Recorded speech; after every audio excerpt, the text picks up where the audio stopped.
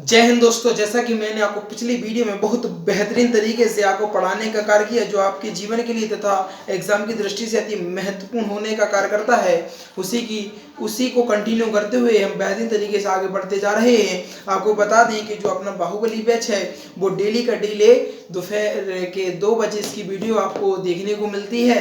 इसके बाद आपको शेड्यूल सुबह से ही देखने को मिल जाता है और आप लोग नोटिफाई भी कर सकते हैं, जिससे कि नोटिफिकेशन 8 घंटे पहले भी आपको नोटिफिकेशन मिल जाता है और जैसे क्लास स्टार्ट होती है तो तब भी आपको नोटिफिकेशन देखने को मिलता है।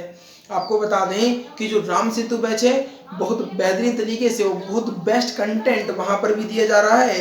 जितने भी विद्यार्थी हमारे एसएससी जीडी वाले जुड़ चुके हैं वो जल्दी से क्या कीजिएगा, राम सेतु बैच और बाहुबली बैच को बेहतरीन तरीके से पढ़ने का कार्य कीजिए। मैं गारंटी लेता हूँ थोड़ा भी एक भी चीज़ अगर छूट जाए तो आप लोग कह दीजिएगा कि सर जी कहीं ना कहीं आपके पढ़ाने में दिक्कत है, लेकिन ऐसा होगा नहीं। जितने विद्यार्थी हमसे जुड़े हैं वह पहले ही भैया जी आपको बता दें कि ऑफलाइन में भी बहुत सारे ऐसे विद्यार्थी हैं जो कहते हैं नहीं सर जी आपका पढ़ाया हुआ तो छपा छपाया आता है। कैसा आता? छपा आता है। बिल्कुल भैया जी, आपको बता दें कि मैं सिर्फ आपको इसलिए बताने का यह कार्य कर रहा हूँ क्योंकि देखिए, आपको बता दें आपके जीवन के लिए अति महत्वपूर्ण क्या है, आपका एग्जाम।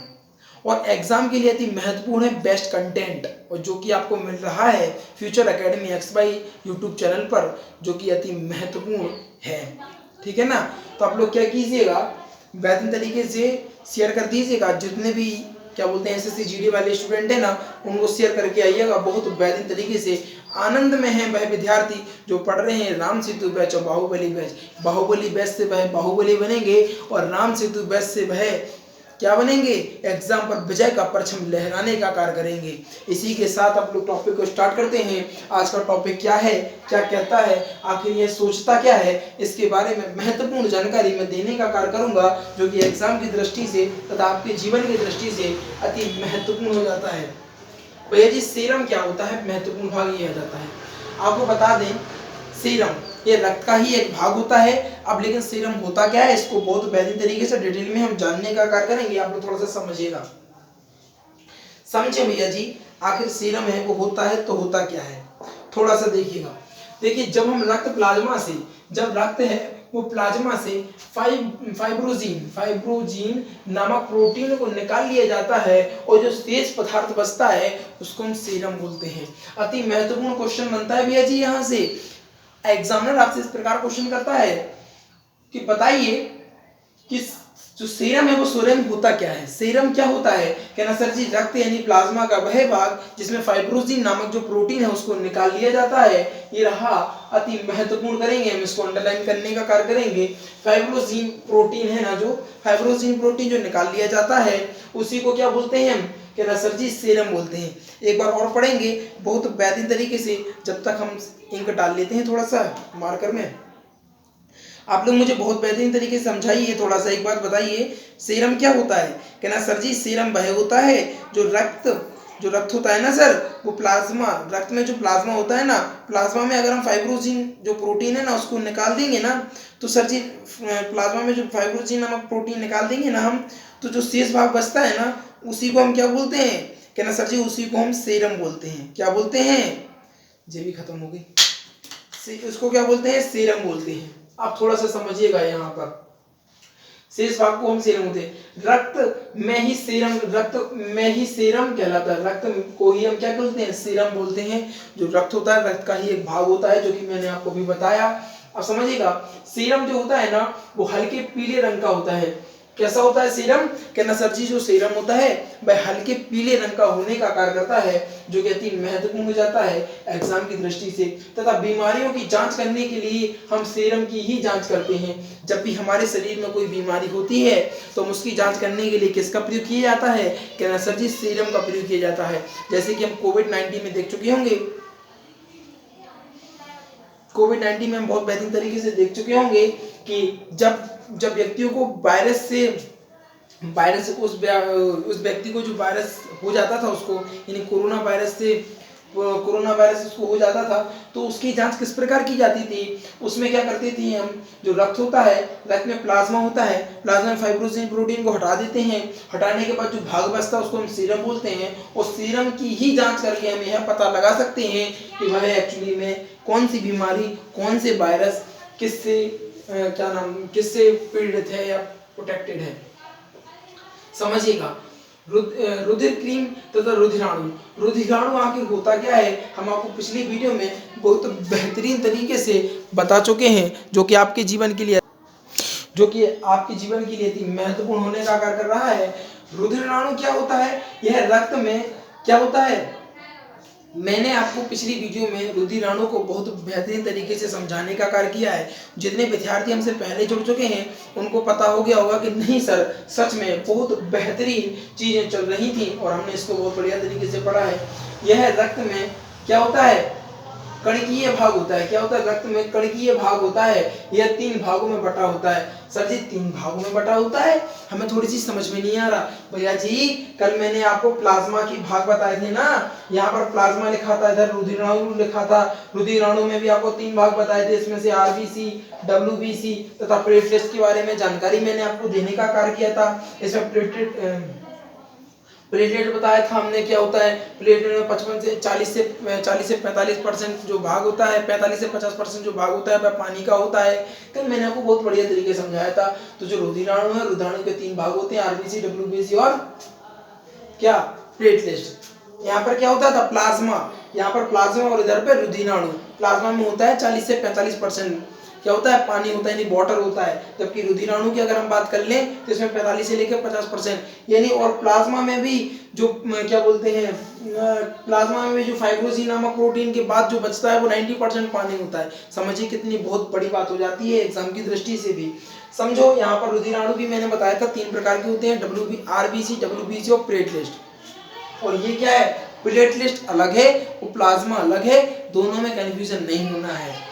अब यहाँ पर समझिएगा, पहले भाग को क्या बोलते हैं, कहना आरबीसी। आरबीसी को लाल रुधिर कणिकाएं। आरबीसी का फुल फॉर्म, आरबीसी का फुल फॉर्म क्या है, लाल रुधिर कणिकाएं। क्या, आरबीसी का लाल रुधिर कणिकाएं, इसको क्या बोलते हैं, आरबीसी को बोलते हैं, कहना सर जी लाल रक्त कणिकाएं भी कह सकते हैं या लाल रुधिर कणिकाएं। यहाँ पर लाल रुधिर कणिकाएं। इसके बाद अगर हम अगले पॉइंट की बात करें थोड़ा सा समझिएगा, बहुत महत्वपूर्ण हो जाते हैं यहाँ पर चीजें।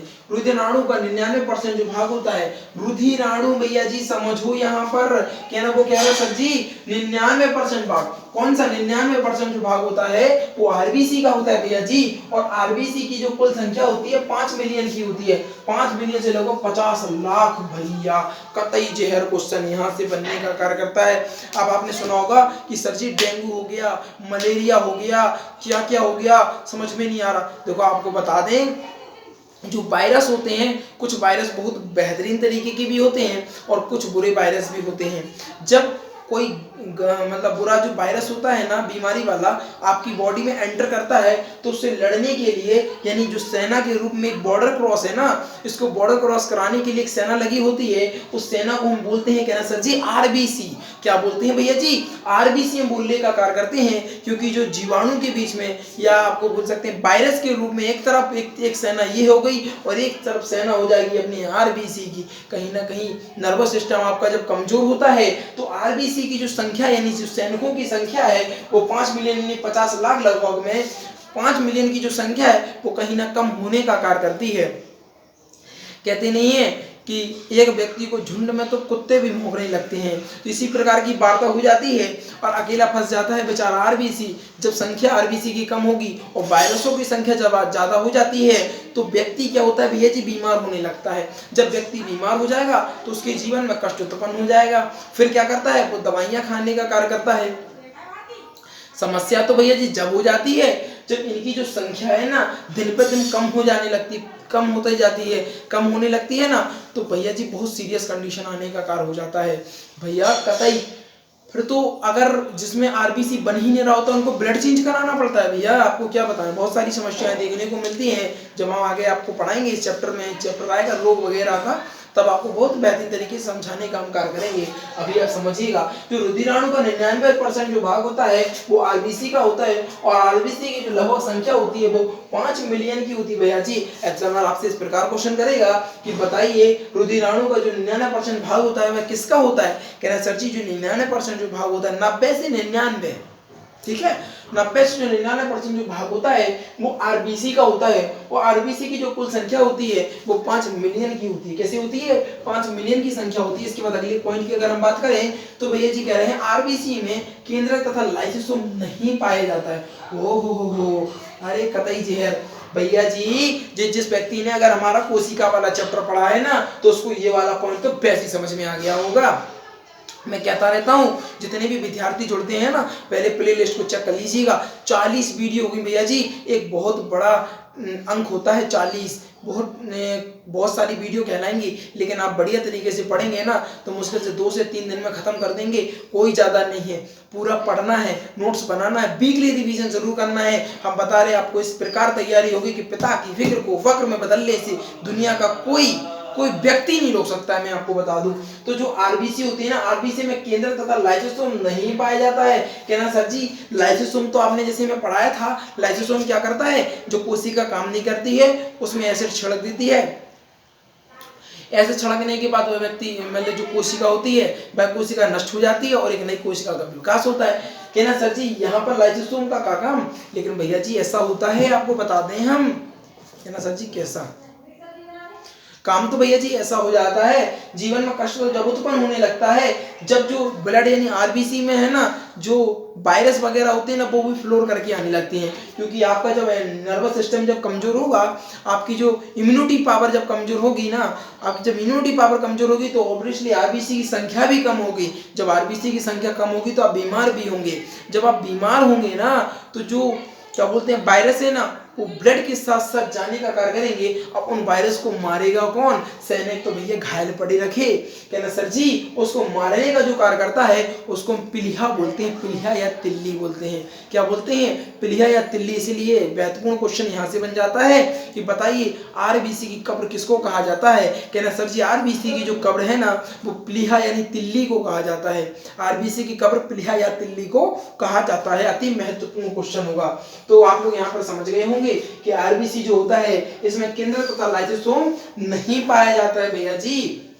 अगर अगले पॉइंट की हम बात करें तो आरबीसी में एरिथ्रोसाइट क्या होता है? आरबीसी में भैया जी एंथ्रोसाइट क्या होता है? आरबीसी को एंथ्रोसाइट भी कहते हैं, एंथ्रोसाइट, ल्यूकोसाइट तथा तीनों नाम मैंने कल आपको बताने का कार्य किया था। जितने भी व्यक्ति हैं अगर उन्होंने नहीं पढ़ा है तो पिछली जाके वीडियो बेहतरीन तरीके से देखेगा, आपके जीवन में कष्ट कभी उत्पन्न नहीं होगा, इतनी गारंटी दे सकता हूं मैं।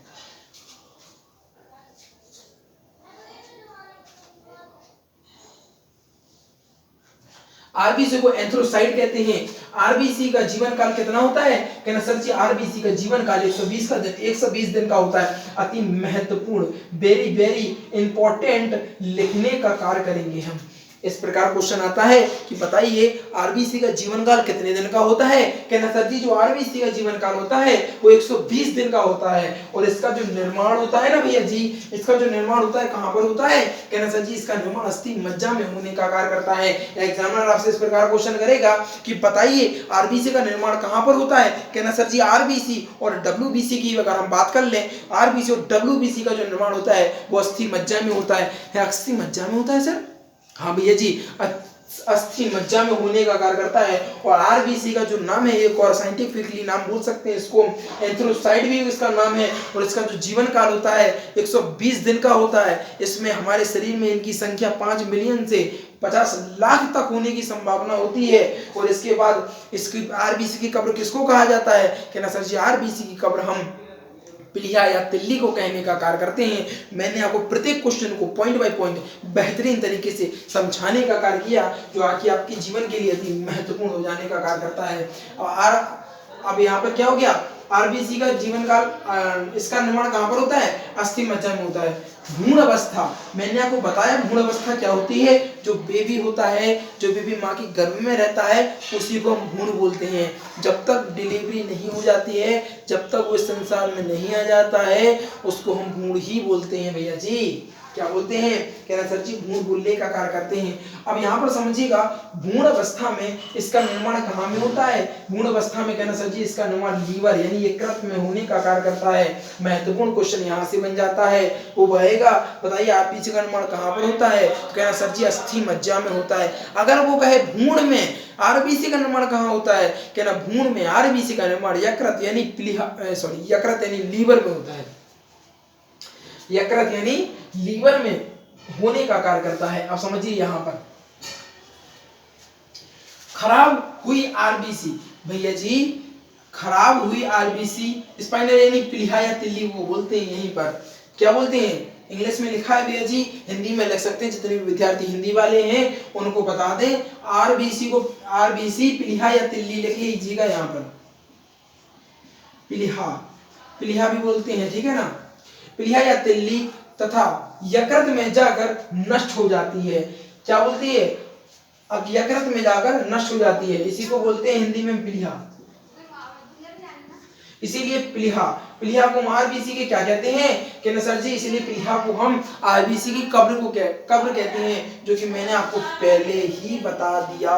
इसके बाद बात करेंगे आरबीसी का जो आकार होता है वह गोल होता है, यानी इस प्रकार की आरबीसी होती है, ऐसी ऐसी होती है। यहाँ पर थोड़ा सा सेट करने का कार्य करेंगे और बाहर की तरफ ऐसी थोड़ी सी बिंदी होती है, ये थोड़ा सा समझदार हैं आप लोग, गोल होती है बस, तो ये आरबीसी होती है, समझ गए होंगे। आरबीसी का आकार गोलाकार होता है। इसका अगर हम अगले पॉइंट की बात करें तो अति महत्वपूर्ण है अगला पॉइंट एग्जाम की दृष्टि से। आरबीसी का मुख्य कार्य क्या होता है, कहते सर जी आरबीसी का जो मुख्य कार्य होता है ऑक्सीजन तथा CO2 का परिवहन करना होता है। ऑक्सीजन तथा CO2 का परिवहन, सर समझ में नहीं आई चीजें भैया जी। जो आरबीसी का जो प्रमुख कार्य होगा ना ऑक्सीजन को फ्लोर करना, ब्लड को शुद्धिकरण करना।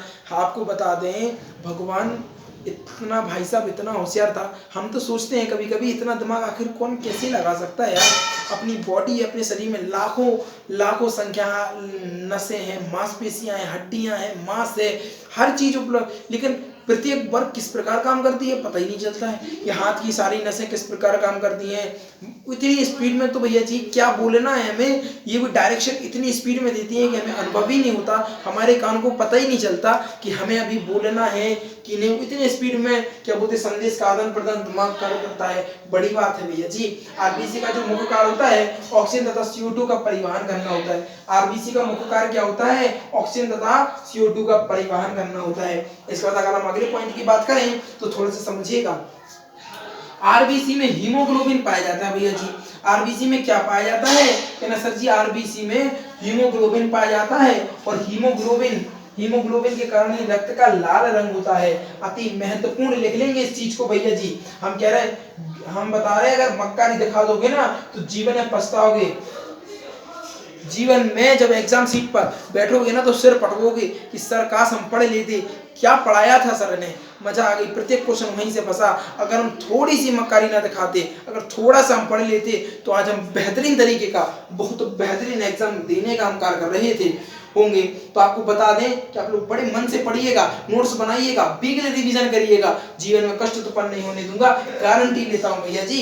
समझिएगा आरबीसी में हीमोग्लोबिन पाया जाता है, हीमोग्लोबिन के कारण ही लाल रंग होता है। महत्वपूर्ण क्वेश्चन भैया जी यहां से बनता है, एग्जामिनर आपसे इस प्रकार क्वेश्चन करता है कि बताइए किसके कारण रक्त का रंग लाल होता है, किसके कारण रक्त का रंग लाल होता है, कहना सर जी हीमोग्लोबिन के कारण। किसके कारण भैया जी, हीमोग्लोबिन के कारण रक्त का जो रंग होता है वो लाल होने का कार्य करता है, जो कि अत्यंत महत्वपूर्ण है आपकी एग्जाम की दृष्टि से।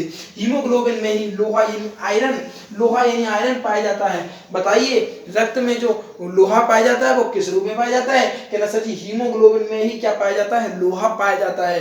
अति महत्वपूर्ण यहाँ से भी क्वेश्चन बन जाता है। बताइए हीमोग्लोबिन ऑक्सीजन तथा CO2 का भी परिवहन करता है। हीमोग्लोबिन क्या करता है, कहना सर जी हीमोग्लोबिन ऑक्सीजन तथा CO2 का परिवहन करता है। बताओ जल्दी से, जितने जितने विद्यार्थी जुड़ चुके हैं ना जल्दी से बताइए हीमोग्लोबिन क्या करता है, ऑक्सीजन तथा CO2 का परिवहन करने का कार्य करता है, जो कि एग्जाम की दृष्टि से महत्वपूर्ण हो जाता है। आपको बता दें आरबीसी का जन्मकाल कितने दिन का होता है, कहना सर जी 120 दिन का होता है। इसके बाद हम बात करेंगे कि आरबीसी को क्या बोलते हैं, वैज्ञानिक नाम कहना सर जी एंथ्रोसाइट बोलते हैं। इसमें किसकी संख्या कितनी होती है, कहना सर जी इसकी संख्या होती है 5 मिलियन से 50 लाख संख्या होने का कार्य करती हैं। इसके बाद अगर हम आगे बात करें तो आरबीसी का निर्माण कहाँ पर होता है? कहना सर जी आरबीसी का निर्माण जो होता है वो कहाँ पर होता है? अस्थि मज्जा में होता है। लेकिन जब वह भ्रूण की बात करें कि भ्रूण में आरबीसी का निर्माण कहाँ होता है? कहना सर जी लीवर यानी यकृत में होने का कार्य करता है। अगर क्वेश्चन इस प्रकार हो जाता है कि बताइए आरबीसी की कब्र किसको कहा जाता है? कहना सर जी प्लीहा या तिल्ली या स्पाइनल स्प्लीन को कहा जाता है। इसके बाद यहीं से भैया जी सारे क्वेश्चन आ जाएंगे, कोई दिक्कत नहीं होगी। आरबीसी मैंने पढ़ा दिया, इसमें रक्त का रंग लाल कैसे होता है, हीमोग्लोबिन के कारण वही चीज आएंगी। आरबीसी किसका परिवहन करना? ऑक्सीजन और CO2 का परिवहन करता है। हीमोग्लोबिन CO2 और ऑक्सीजन का परिवहन करता है। इस प्रकार के क्वेश्चन आपको देखने को मिलेंगे। अगर आपने चीजें डिटेल से पढ़ी हैं, कतई कोई ना छूटेगा, कुछ ना छूटने देंगे भाई, बता रहे हैं, कोई दिक्कत नहीं है। तो आप लोग सबसे पहले क्या करिए, जितने भी नए विद्यार्थी आ चुके हैं, जितने नए विद्यार्थी हैं, वीडियो को लाइक कर दीजिएगा, चैनल को सब्सक्राइब कर लीजिएगा और शेयर करके आइएगा अपने यार दोस्तों चाहने वालों के साथ, क्योंकि आज की जो वीडियो थी कहीं ना कहीं बेहतरीन गजब लाजवाब होने का कार्य कर रही थी। अब बस एक चंद बात और कहूंगा मैं कि आपको बता दें कि आपकी जो राम सेतु बैच की वीडियो है वो डेली शाम को 4 बजे और बाहुबली जो बैच की वीडियो है वो डेली दोपहर के 2 बजे देखने को मिलती है। बेहतरीन तरीके से स्क्रीनशॉट ले लीजिएगा। इसी के साथ हम विदा लेने का कार्य करते हैं। Thanks for watching.